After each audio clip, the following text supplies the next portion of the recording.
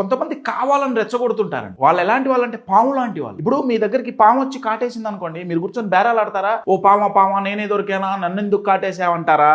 Immediate గా విషం పాకుండా గుడ్డగట్టుకొని treatment తీసుకుంటారా? వీళ్ళని అంతే ట్రీట్ చేయాలండి. వాళ్ళు మనల్ని రెచ్చగొడుతున్నప్పుడు, తక్కువ చేసి చులకన చేసి మాట్లాడుతున్నప్పుడు కోపం, చికాకు అనే విషం మన మైండ్కి ఎక్కకుండా చూసుకోవాలి. ఎలా చూసుకోగలుగుతామంటే, మీ దమ్మేంటో మీకు తెలిస్తే, మీ సత్తా ఏంటో మీకు తెలిస్తే, మీ స్ట్రెంగ్స్ ఏంటో మీకు తెలిస్తే, మీ గొప్ప ఏంటో మీకు తెలిసినప్పుడు రెచ్చగొట్టే వాళ్ళు రెచ్చగొడుతుంటే ఎవరికి రెస్పాండ్ అవ్వాలి, ఎవరికి రెస్పాండ్ అవ్వక్కర్లేదు అన్న క్లారిటీ మీకు వస్తుందండి. పాము అన్నాక కాటేస్తుంది. కొంతమంది మనుషులు చులకన చేసి, తక్కువ చేసి మాట్లాడుతుంటారు, రెచ్చగొడుతుంటారు. ఈ రెండిటికి దూరంగా ఉంటేనే ప్రమాదం లేకుండా హాయిగా, సంతోషంగా, సుఖంగా ఉండొచ్చు.